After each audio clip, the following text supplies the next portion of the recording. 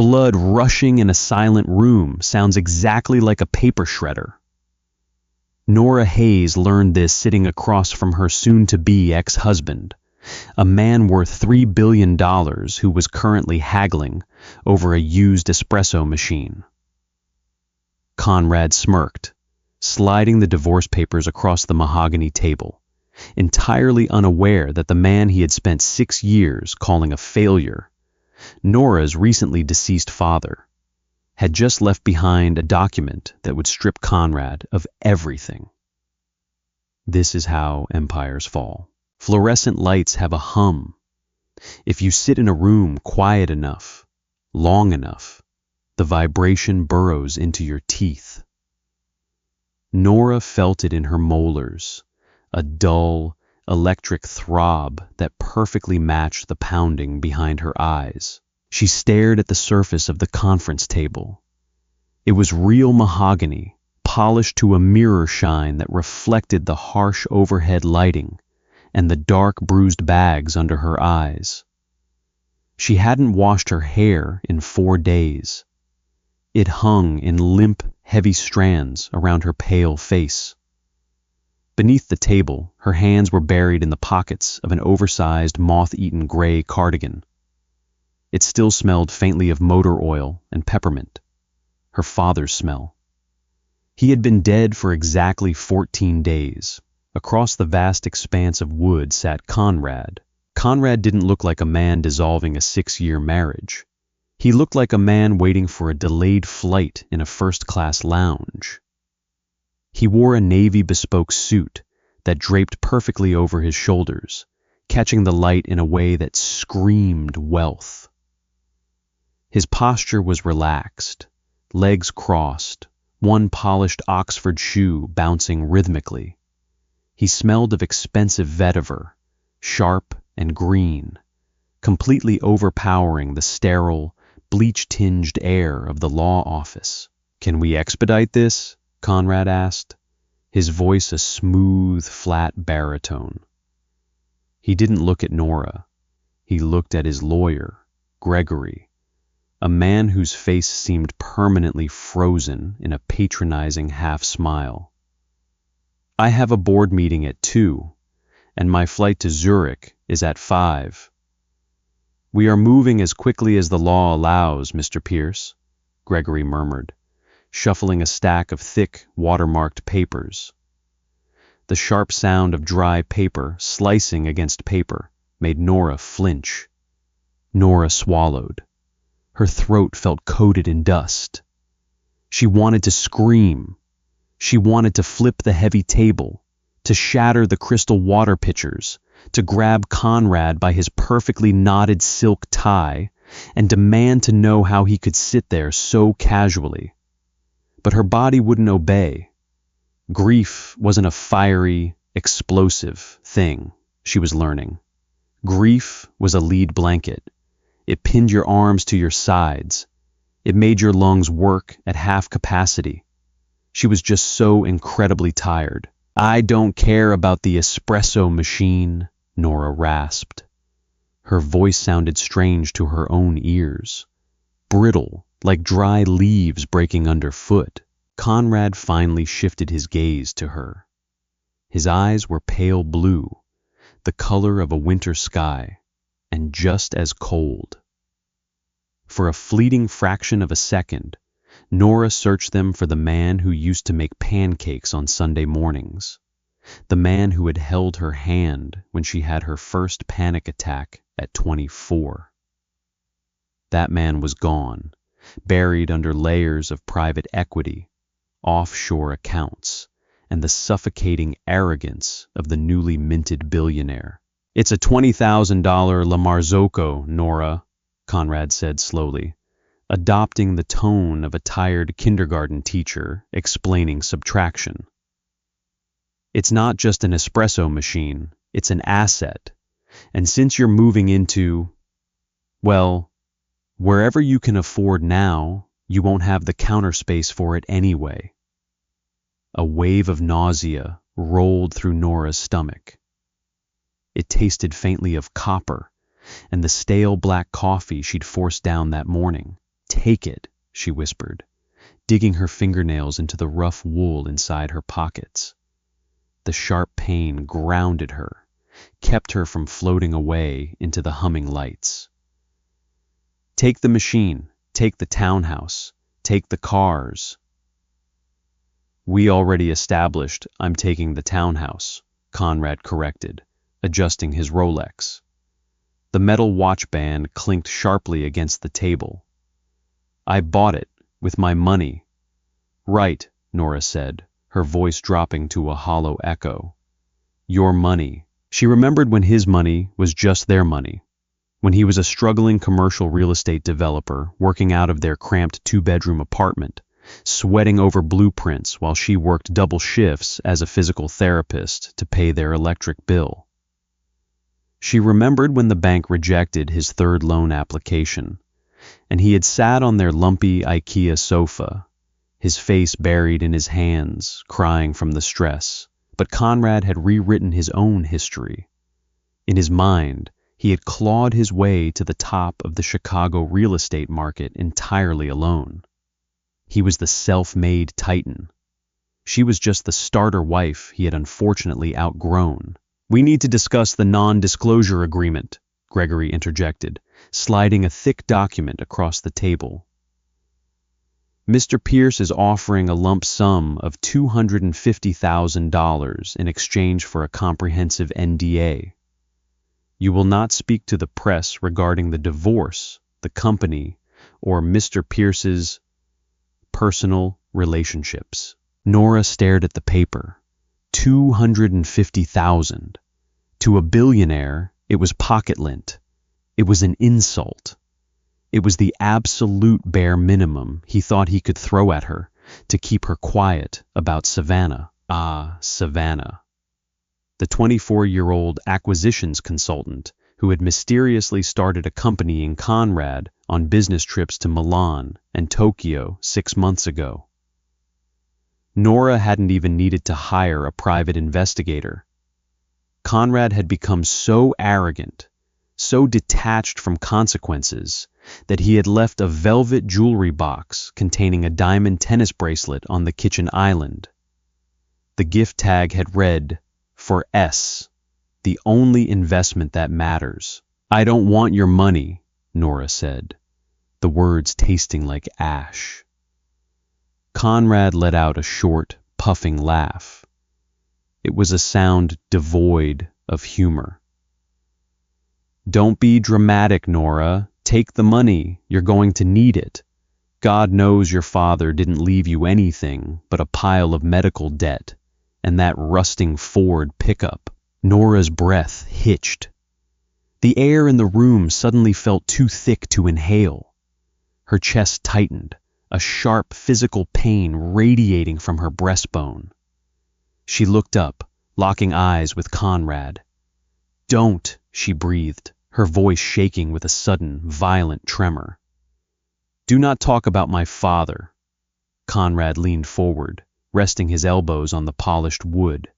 He looked entirely unfazed by her distress. If anything, he looked bored. I'm just being realistic, Nora, he said, his tone dripping with condescension. Ethan was a sweet old man, but he was a mechanic who lived in a rented duplex. He spent his whole life fixing other people's broken junk because he didn't have the drive to build anything himself. I'm just saying, you need a cushion. You don't have his couch to crash on anymore. The cruelty was so casual, so effortless, that it physically stunned her. Nora closed her eyes. She could smell the hospice room again, the sharp bite of rubbing alcohol, the sickly sweet odor of dying cells, the soft, rattling sound of her father's final breaths. Ethan Hayes hadn't been a man lacking drive. He had been a man who chose quiet, a man who read philosophy in his greasy overalls and smiled at the sun. Where do I sign? Nora asked, opening her eyes. They were completely dry. The burning sensation was gone, replaced by a cold, echoing emptiness. Page 14, 18, and 22, Gregory said smoothly, clicking a heavy silver Mont Blanc pen and offering it to her. Press firmly, the silver pen was cold against her skin. It felt unnaturally heavy, like a surgical instrument. Nora stared at the dotted line on page 14. Nora Kensington Pierce. She stared at the name. It felt like looking at a stranger's obituary. "Just initial the riders at the bottom," Conrad instructed, tapping his finger impatiently against the table. She pressed the nib to the thick, cotton-pressed paper. The ink bled slightly into the fibers, a dark, permanent blue. The scratch of the pen was incredibly loud in the quiet room. Scratch, loop, dot. With every stroke, she was erasing a decade of her life. She was signing away the company she had helped name. She was signing away the summer house she had painted with her own hands. She was legally dissolving the person she had been since she was 23 years old. "It's for the best, Nora," Conrad said softly. It was that specific, faux gentle tone he used when firing mid-level executives. The tone that implied he was doing them a favor by ruining their lives. "We're just entirely different people now.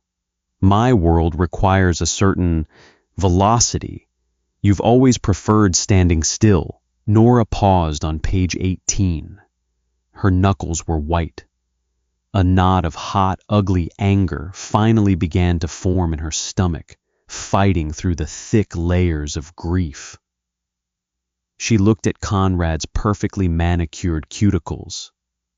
She remembered cutting his hair in their bathroom because they couldn't afford a barber. She remembered the sheer terror in his eyes when the bank threatened to foreclose on his first project, and how she had quietly taken a second mortgage on the small cottage her grandmother left her just to keep him afloat. She had sold her inheritance to build his empire. And now he was buying her silence with the spare change rattling in his corporate accounts. "Velocity," Nora repeated, her voice deadpan. She didn't look up. She signed page 18. Scratch, loop, dot. "Exactly," Conrad said, leaning back, looking satisfied. "Savannah understands the pace. She thrives in it. By the way, she sends her regards. She's picking out new imported marble for the foyer today. Thought you'd want to know the house is in good hands." It was a deliberate twist of the knife. He didn't just want to win. He wanted her to bleed. He wanted her to feel small, obsolete, discarded. Nora's hand hovered over the final signature line on page 22. The waiver of all future claims. The document that stated she would never, under any circumstances, seek further financial compensation, stock options, or assets from Conrad Pierce or any of his holding companies. Gregory cleared his throat. "I must inform you, Mrs. Pierce, that signing this final page makes the settlement absolute. You are waiving any right to discovery regarding Mr. Pierce's current corporate valuations. As soon as the judge stamps this tomorrow morning, the financial separation is irreversible." "I am aware," Nora whispered. "Good," Conrad snapped, checking his watch again. "Because I need this filed today, before noon." Nora frowned slightly, the pen hovering a millimeter above the paper. "Why today?" Conrad's jaw tightened for a fraction of a second. It was a micro-expression, a tiny twitch of a muscle near his ear. But Nora had been married to him for 6 years. She knew his tells. He was anxious. "Closure," Conrad said smoothly, though the word sounded rigid. "It's best to make a clean break." He was lying. Nora knew it with an absolute biological certainty. Conrad didn't care about emotional closure. Conrad only cared about leverage. He was rushing this. He needed her financially detached from him immediately. Why? The rumors in the financial papers had been swirling for weeks. Pierce Global was planning a massive public offering, or perhaps a merger with a European conglomerate. If they were legally married when the ink dried on that deal, she would technically be entitled to half the newly generated stock. He was locking her out before the real money rolled in. A sudden, overwhelming exhaustion hit her. She didn't care. Let him have his billions. Let him have Savannah and the imported marble and the velvet boxes. She just wanted the smell of his cologne out of her nose. She wanted to go back to her father's empty duplex, curl up on his awful plaid recliner, and sleep for a year. She slammed the pen down onto the paper. She signed her name so hard the nib nearly tore through the page. Nora Hayes. She used her maiden name. She pushed the stack of papers across the table. They slid smoothly over the polished wood, coming to rest against Gregory's manicured hands. Done, Nora said. She stood up. Her knees trembled slightly, but she locked them, forcing her spine straight. Conrad exhaled a long, audible breath of relief. The tension visibly drained from his shoulders. He stood, buttoning his suit jacket with practiced ease. He looked at her not with malice, but with a terrifying, vacant pity.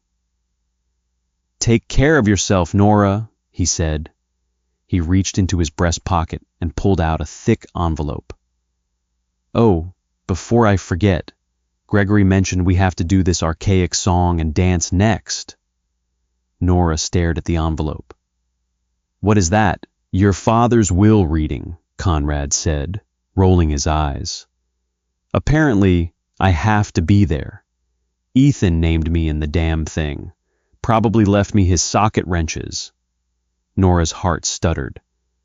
"My father named you in his will?" "According to the executor," Gregory chimed in, slipping the signed divorce papers into a leather briefcase with a satisfying click. Mr. Harrison Reed requested Mr. Pierce's presence.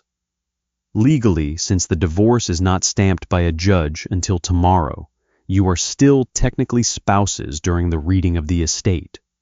Mr. Pierce's legal team needs to be present to ensure no marital liabilities are transferred from Ethan Hayes' estate to Mr. Pierce. Conrad scoffed. "Liabilities. The man died with $20 in his checking account. The only liability is the time I'm wasting. Let's just get down to the second floor and get this over with. I need to be at the airstrip by 4. Nora felt a strange, cold, prickling sensation at the base of her neck.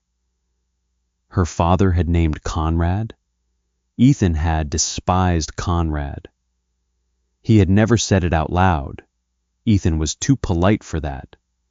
But Nora had seen the way her father looked at Conrad's sports cars, the way he quietly washed his own dishes when Conrad refused to lift a finger at Thanksgiving.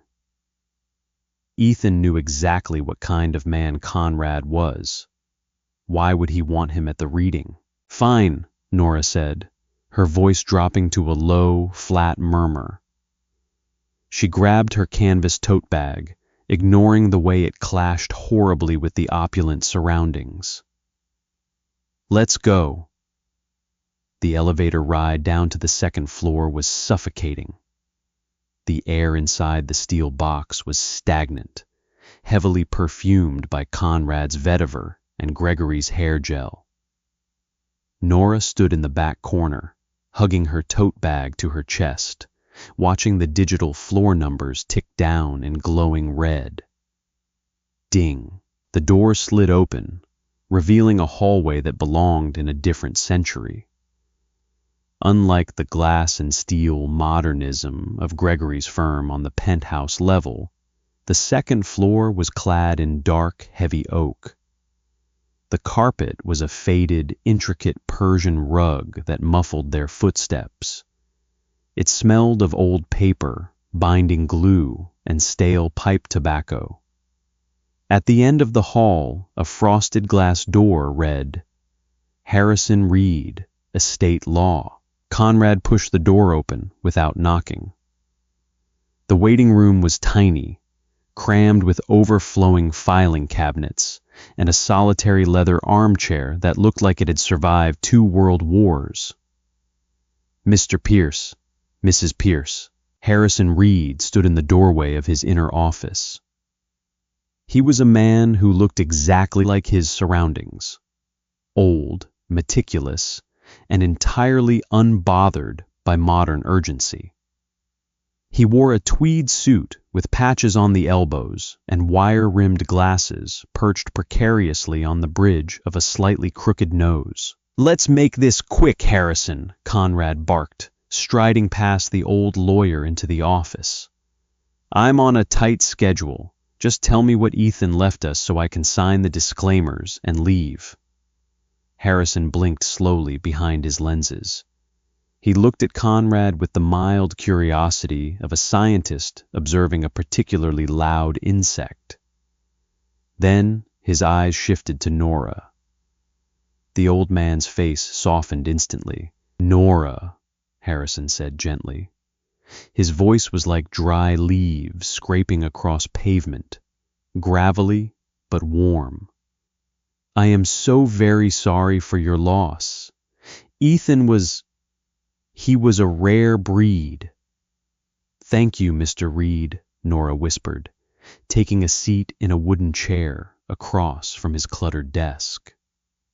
The wood was hard and uncomfortable, but she preferred it to the plush, deceitful leather upstairs. Conrad remained standing, pacing the small perimeter of the office, his thumbs flying rapidly across his smartphone screen. "Yeah, tragedy. Great man. Look, did he leave debt? Because my legal team has already prepared a firewall document. I am not absorbing a dead mechanic's medical bills just because the state hasn't processed my divorce yet." Harrison slowly walked behind his desk and sat heavily in his chair. He didn't look at Conrad. He opened a worn leather folder, the spine cracking loudly in the quiet room. "Ethan Hayes did not leave any debt, Mr. Pierce," Harrison said calmly, smoothing a thick sheet of parchment paper flat. "Great.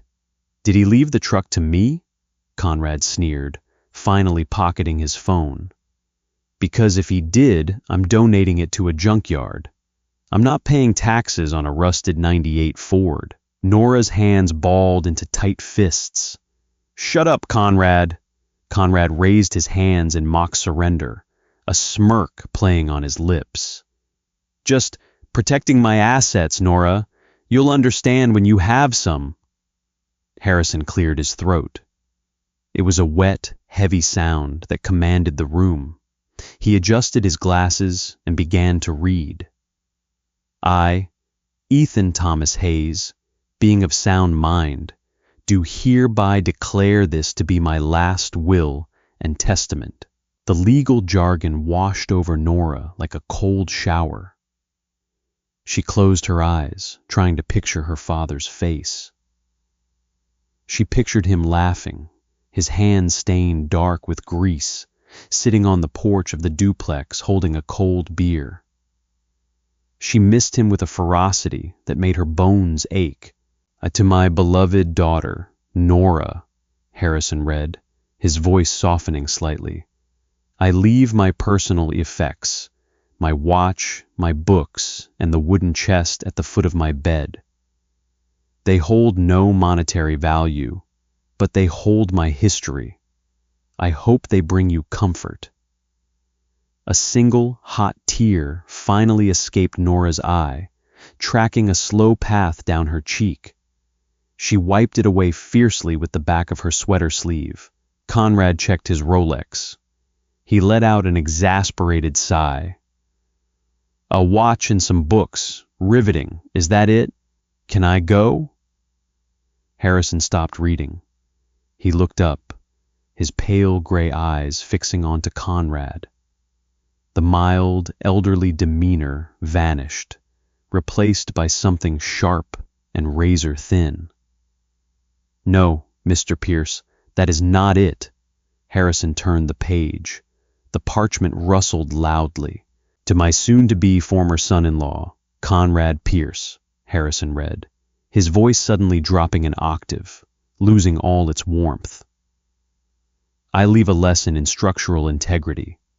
A building built on sand will fall, no matter how high the tower reaches." Conrad frowned. The smirk slipped from his face, replaced by a look of profound annoyance. "What the hell is this? Did he bring me here to insult me from the grave?" "Sit down, Mr. Pierce," Harrison ordered. It wasn't a request.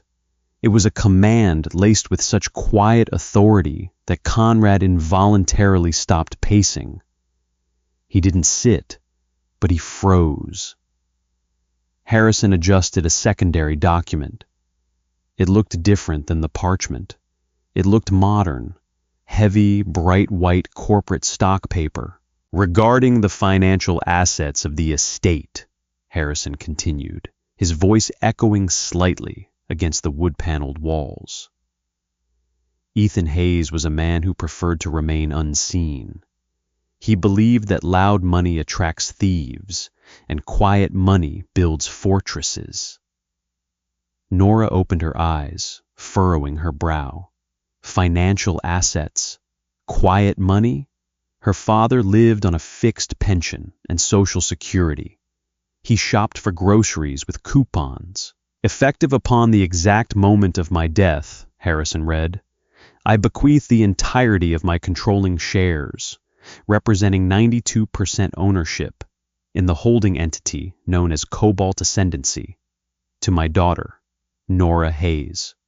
The room went dead silent. Nora heard the hum of the old window air conditioning unit rattling in the background. She tasted the stale coffee in her mouth again. Cobalt Ascendancy? The name meant nothing to her, but it meant something to Conrad. Nora watched as the blood literally drained from Conrad's face. It was a physical phenomenon, a rapid, terrifying shift from a healthy, tanned complexion to the pale, sickly color of old wax.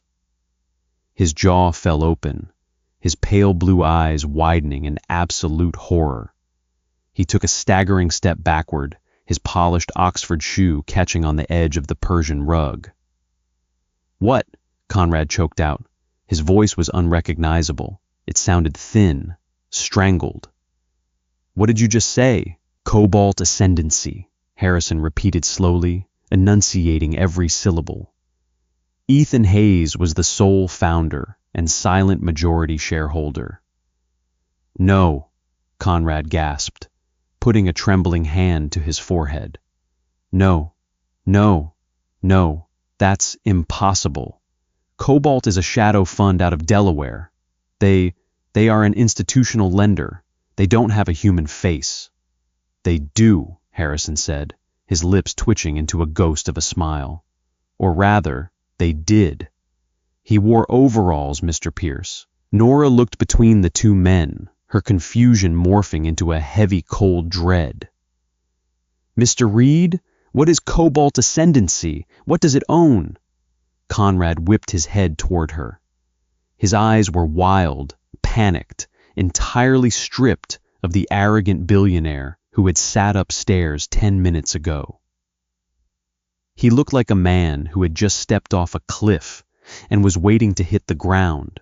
Harrison folded his hands neatly on top of the desk. He looked directly at Nora, but his words were meant to destroy the man standing behind her. "Cobalt Ascendancy, Nora, is a private equity firm. Over the last 3 years, as Mr. Pierce aggressively expanded his real estate empire, he over-leveraged his assets. He took out massive, high-interest balloon loans to fund his new developments." Harrison paused, letting the silence stretch until it was agonizing. Cobalt Ascendancy quietly purchased the debt on every single one of Mr. Pierce's commercial properties. All of them. Nora stopped breathing. The leather chair creaked beneath her. Your father didn't just leave you a company, Nora, Harrison said softly. He left you Conrad's debt, to the tune of $840 million, due in full within 30 days of a change in Cobalt's ownership. Nora's mind spun violently. Her father, the man who drove a '98 Ford, he owned Conrad's debt. Suddenly, the timeline snapped into focus in Nora's head. The rush upstairs. The insistence on signing the divorce papers today. Conrad had known Cobalt Ascendancy was calling in the loans next month. He was rushing the IPO to generate the cash to pay off Cobalt and save his empire. But he hadn't known who Cobalt was. And here is the beautiful tragedy of your haste, Mr. Pierce, Harrison said, pulling out a final sheet of paper. It was a copy of the divorce agreement they had just signed upstairs. By demanding that Nora waive all marital rights to your current and future assets 10 minutes ago. Conrad let out a sound that was half sob, half gasp. He lunged forward, his hands gripping the edge of Harrison's desk, his knuckles turning pure white.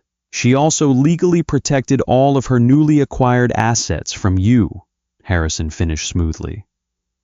You have no claim to her inheritance, but she holds the exclusive right to foreclose on every building you own. As of this exact second, Nora Hayes owns you. Sweat has a distinct, acrid smell when it's born of pure terror. It cut right through the expensive vetiver cologne Conrad wore, souring the air in the cramped, wood-paneled office. Nora watched, immobilized by a bizarre cocktail of shock and nausea, as the man she had loved for nearly a decade began to physically unravel. Conrad didn't shout. Real world-ending panic doesn't have the breath for shouting. He made a low, wet sound in the back of his throat, something akin to a dog choking on a bone. He lunged toward Harrison Reed's desk. His perfectly manicured hands, the ones that had just dismissively slid a $250,000 settlement across a mahogany table, now clawed frantically at the edge of the old man's blotter. You're lying, Conrad whispered. His lips were trembling. A single heavy bead of sweat broke from his hairline, tracking a jagged path down his pale forehead. Cobalt Ascendancy is a conglomerate. It's a faceless trust. It's not a mechanic in a rented duplex. That's a lie. Harrison didn't flinch. He didn't even lean back in his chair. He simply rested his liver-spotted hand over the thick stack of parchment. The documentation is fully verified, Mr. Pierce. The SEC filings, the blind trust certificates, the transfer of ownership upon death. It is ironclad. Ethan Hayes bought your debt. Every single toxic, high-interest note you leveraged to build your glass towers. Nora stared at her hands. They were shaking. The rough wool of her father's cardigan scratched against her wrists, a harsh, grounding friction that kept her from passing out. $840 million. The number was so astronomically large, it lost all meaning. It sounded like monopoly money. It sounded like a cruel joke. But Conrad's face proved it wasn't a joke. He slowly turned his head to look at Nora. The icy, condescending billionaire was entirely gone. In his place was the desperate, terrifyingly frantic man who used to cry on their IKEA sofa when the banks called. Nora, Conrad breathed, taking a slow step toward her. He raised his hands, palms open, a gesture of hollow surrender. "Nora, baby, listen to me." Nora's stomach lurched. The word baby hit her like a physical blow. He hadn't called her that in 3 years, not since the first real estate magazine put him on their cover. "Don't," she managed to say. Her voice was barely a croak, sandpaper rubbing against dry wood. "It's a mistake. It's just a misunderstanding," Conrad babbled, his words tumbling over each other in a frantic rush. He closed the distance between them, dropping to his knees beside her hard wooden chair. His expensive suit pants pooled on the faded Persian rug. "We can fix this. I know we signed the papers upstairs, but the judge hasn't stamped them yet. We can tear them up. We can go back upstairs right now and tell Gregory we reconciled." It was hideous. Watching him beg was fundamentally, viscerally ugly. Nora expected to feel a rush of vindication, a cinematic thrill of triumph. She felt nothing of the sort. She felt deeply, profoundly exhausted. She looked down at his face, seeing the dilated pupils, the desperate twitch of his jaw. He didn't see her. He didn't see the woman who had taken a second mortgage to save his dream. He only saw his own reflection, trapped in a burning building, looking for an exit. "You wanted closure," Nora said softly. The hum of the window AC unit suddenly seemed deafening. "I was stressed," Conrad cried out, his voice cracking. He reached out, his fingers brushing the fabric of her jeans. She flinched violently, pulling her leg away as if he were a live wire. "The IPO, the mergers, the pressure. It made me crazy, Nora. Savannah means nothing. She's an idiot. She's just a distraction. You're my wife." "I was your wife," Nora corrected. She looked at Harrison. The old lawyer sat perfectly still, observing the scene with the detached, clinical eye of a coroner. "Mr. Reed, the debt. When is it due?" Conrad froze. His hand hovered in the air between them. "The terms of the balloon loans stipulate that upon a transfer of the debt holder's majority ownership, the grace period is terminated," Harrison stated plainly. "Cobalt ascendancy, which is to say, you, Nora, can legally demand payment in full within 30 days. If Mr. Pierce cannot produce $840 million in liquid capital by that deadline, you seize his collateral." "Which is?" Nora asked, her heart hammering against her ribs like a trapped bird. "Everything," Harrison said. "The holding company, the commercial properties, the townhouse, the corporate accounts, everything tied to Pierce Global." Conrad let out a strangled gasp. "Nora, you can't. The IPO is in 5 weeks. If you call in the debt now, the banks will panic. The underwriters will pull out. I'll be bankrupt. I'll go to prison for defrauding my current investors. Nora, please. I built this from nothing." "No," Nora said, her voice finally finding a steady, cold cadence. She stood up. Her canvas tote bag slipped from her shoulder, hitting the floor with a dull thud. "You built it from my inheritance, from my credit. And then you built the rest with a house of cards my father secretly owned." She looked down at him.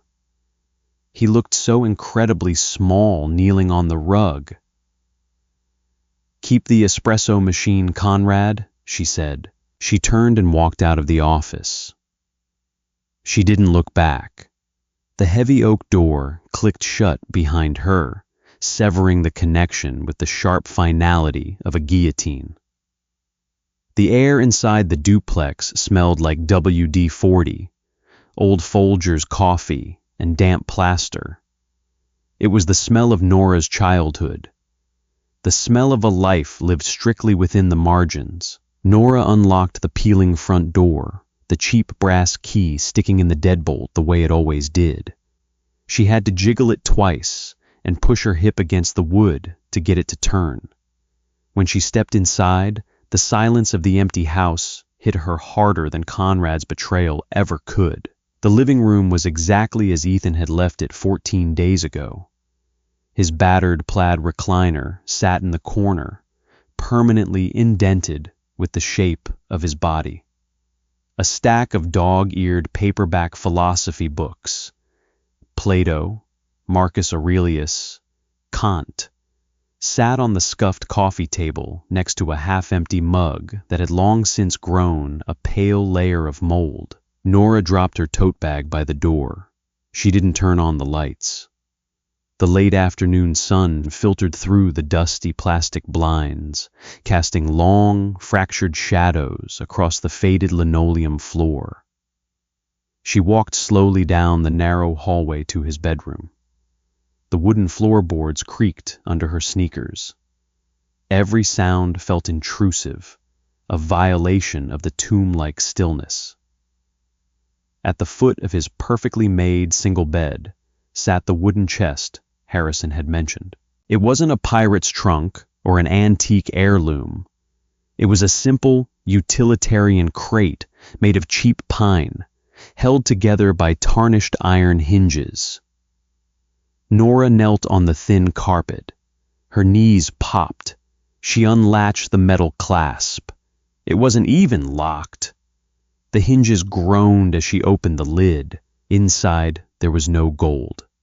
There were no stacks of bearer bonds or offshore account numbers. The chest was filled with junk. A rusted pocket watch with a cracked glass face. A stack of Polaroid photographs bound by a brittle rubber band. A pair of baby shoes with the laces missing. And right in the center, resting on top of a folded, grease-stained set of mechanic's overalls, was a thick, white envelope. Nora! Her father's handwriting was unmistakable. It was a jagged, messy scrawl, the handwriting of a man whose knuckles had been broken too many times under the hoods of cheap cars. She picked up the envelope. It felt impossibly heavy. She tore the flap open, her hand shaking so badly she ripped the paper. Inside was a single, handwritten letter on a piece of yellow legal pad paper. Nora, if you're reading this, I'm gone, and you've met Harrison. I'm sorry for the shock. I know you hate surprises. You always like to know the ending of a movie before we watched it. I imagine you're sitting on the floor right now, wondering how a man who clipped coupons for canned beans owned half the skyline. It's simple, really. A long time ago, before you were born, I fixed a transmission for a very panicked man in a suit whose car broke down outside my shop. He didn't have cash. He offered me shares in a worthless startup tech company instead. I took them because I felt sorry for him. 10 years later, that company went public. It was a lot of money, Nora. An ugly, dangerous amount of money. Nora paused, wiping a streak of dirty moisture from her cheek. Her father had been a millionaire her entire life. He had watched her struggle to pay for college. He had watched her take double shifts at the clinic. He had watched her cry over unpaid electrical bills. Why? She kept reading. I know what you're thinking. Why didn't I give it to you? Why didn't we buy a big house in the suburbs? Because I watched what that kind of money did to the man whose car I fixed. It ate him alive. Money isn't a tool, Nora. It's an amplifier.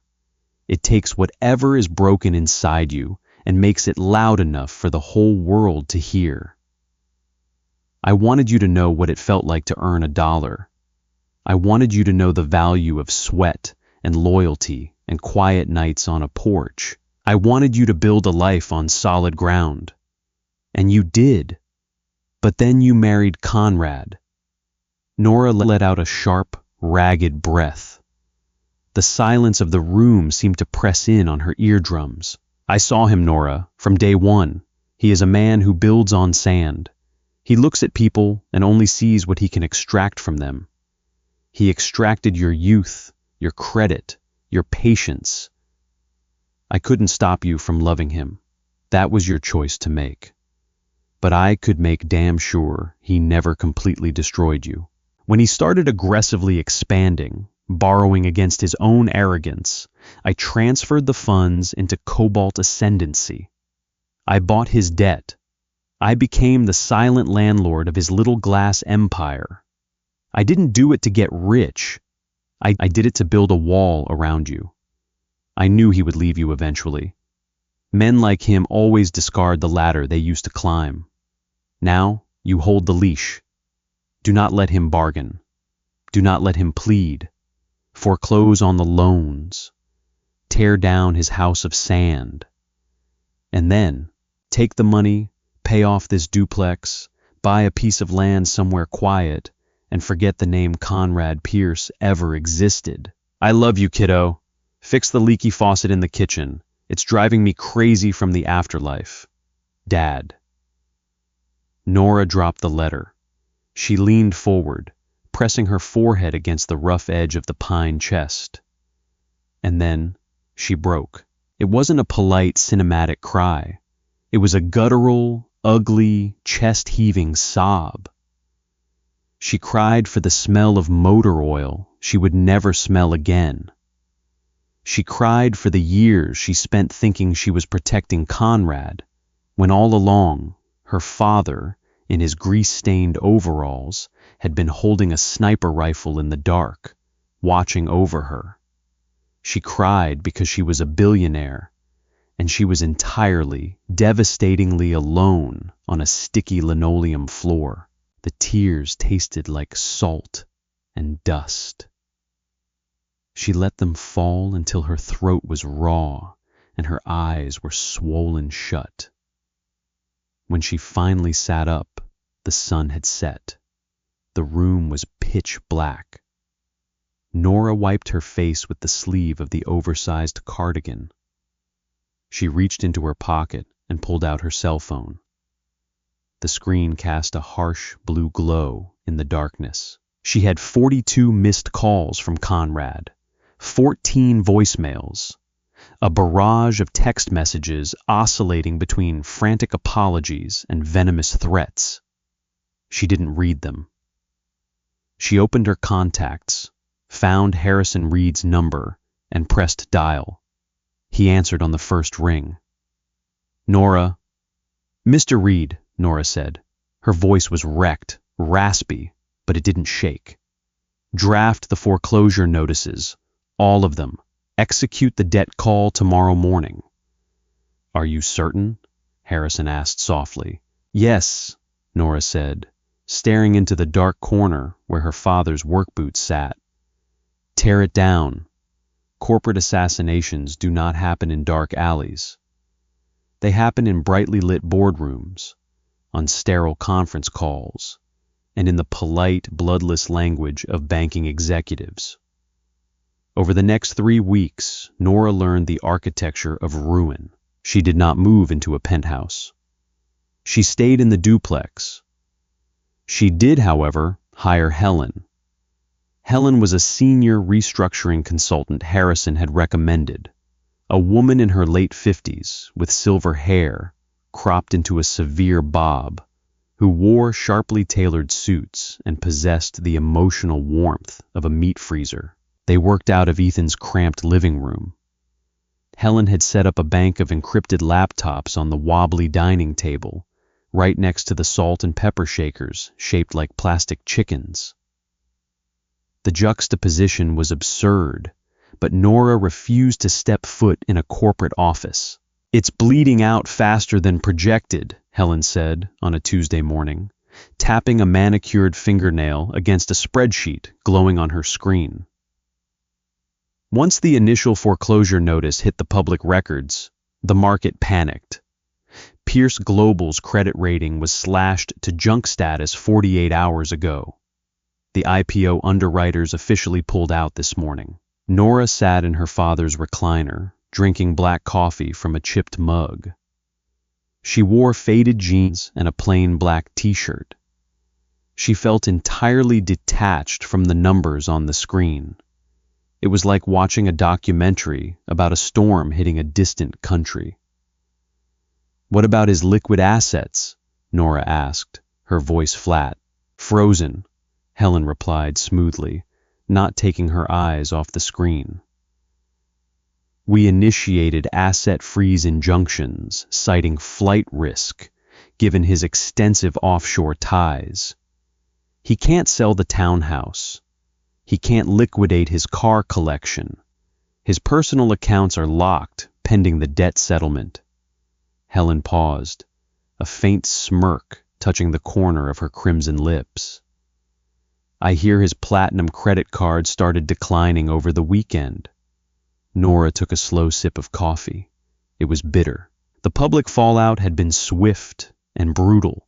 The financial press, who had spent the last 2 years crowning Conrad the golden boy of Chicago real estate, immediately turned on him.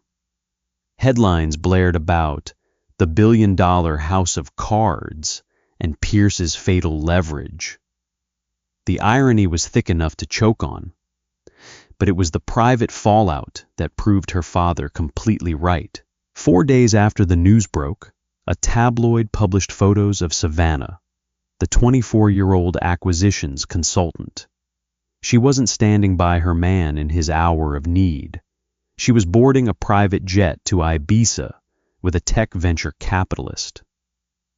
Conrad's velvet boxes and imported marble were apparently only attractive when they were fully funded. Nora didn't feel smug about it.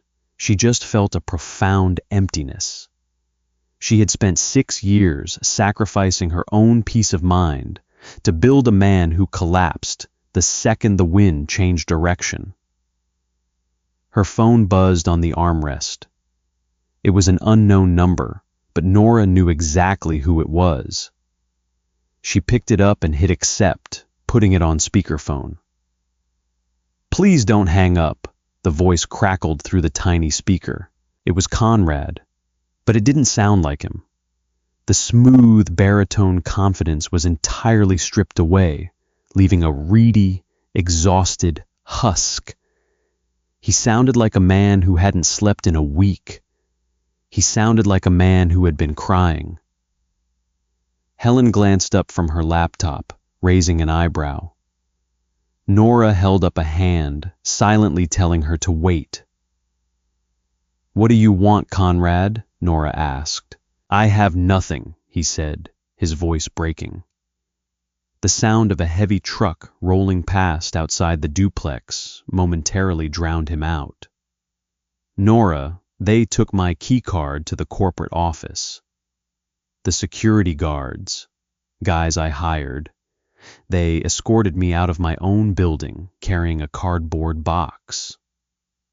"You borrowed money you couldn't pay back," Nora said, her tone devoid of sympathy or malice. It was merely a statement of fact. "That's how debt works." "I can rebuild," Conrad pleaded, a sudden, desperate manic energy spiking in his voice. "If you just give me an extension, 6 months, I can find private equity. I can restructure the commercial leases. I can pay you back, Nora, with interest. You'll make millions." "I already have millions, Conrad. Technically, I have yours." There was a long, heavy silence on the other end of the line. Nora could hear his ragged breathing. She could picture him sitting in the dark of that massive empty townhouse he couldn't afford to keep the lights on in. "Why are you doing this?" Conrad whispered, the anger finally bleeding through the desperation. "You won. I get it. You kept the moral high ground. But you're destroying hundreds of jobs. You're destroying a legacy. You're ruining my life out of petty revenge." Nora closed her eyes. She thought about the smell of bleach in the law office. She thought about him haggling over an espresso machine while he casually mentioned Savannah picking out marble. "It's not revenge, Conrad," Nora said quietly. "It's physics." "Physics?" he spat. "What the hell does that mean?" "A building built on sand will fall, no matter how high the tower reaches," Nora recited. Her father's words tasted like iron on her tongue. "You didn't build a legacy, you built a parasite. You fed on my credit, you fed on those high-interest loans, you fed on the perception of wealth. I'm not ruining your life. I just turned off the supply." "Nora, please." 30 days, Conrad. That's the deadline. Don't call this number again." She ended the call. The silence in the duplex returned, thick and absolute. Helen typed a few final keystrokes, hit enter, and closed her laptop with a sharp click. "The final default notices have been digitally served to his legal team," Helen announced, folding her hands neatly on the table. "At midnight tonight, Pierce Global officially ceases to exist as an independent entity. All assets transfer to Cobalt Ascendancy. To you." Nora looked around the cramped, dusty living room, the faded wallpaper, the water stain on the ceiling. She was arguably one of the wealthiest women in the state of Illinois. And she was sitting on furniture that smelled like old cigarettes and stale beer. "Okay," Nora breathed out, running a hand through her unwashed hair. "What happens to the buildings?" "We liquidate them," Helen said pragmatically. "Sell them to the highest bidder at auction. We recoup the $840 million, pay the capital gains tax, and the rest goes into a diversified, low-risk portfolio. You'll never have to think about real estate again." Nora looked at her father's greasy work boots in the corner. She remembered his letter. "Take the money, pay off this duplex, buy a piece of land somewhere quiet." "No," Nora said, surprising herself. The word came out sharp, definitive. Helen frowned slightly. "No, Ms. Hayes, maintaining ownership of high-rise commercial real estate is a massive logistical nightmare. You don't have the infrastructure." "I don't want the buildings," Nora interrupted, standing up from the recliner. The stiffness in her spine had vanished. A strange cold clarity was settling over her. "But I don't want to sell them to another Conrad, another arrogant guy in a bespoke suit who thinks he owns the sky." Helen tilted her head. "Then what do you propose we do with $2 billion worth of glass and steel?" Nora walked over to the window, pushing the cheap plastic blind aside.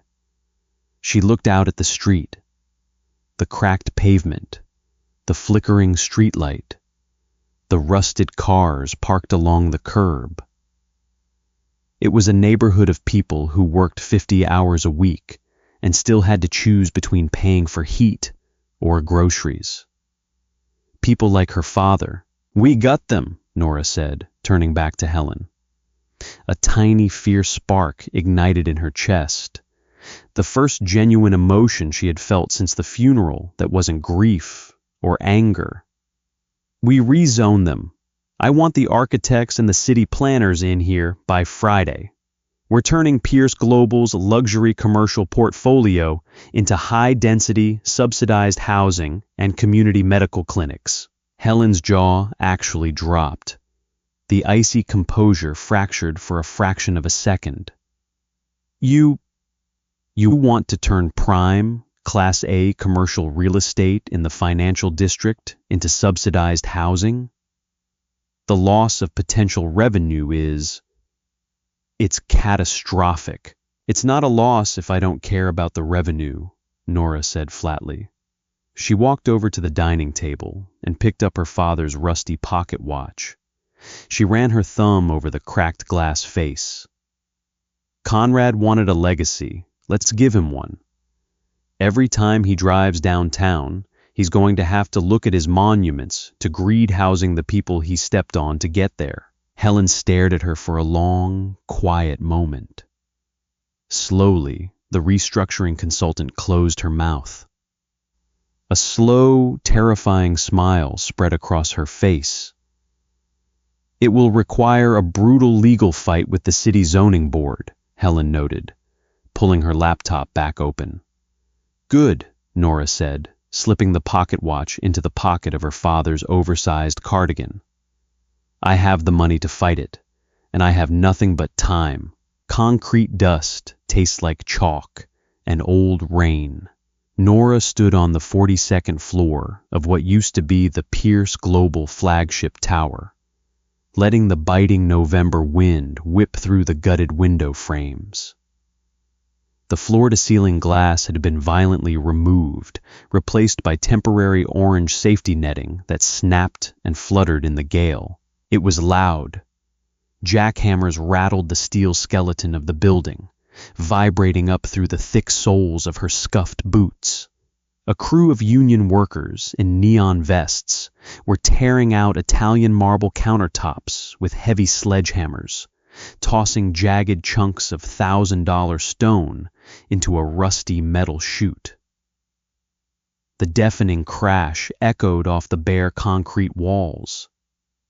It sounded like a war zone.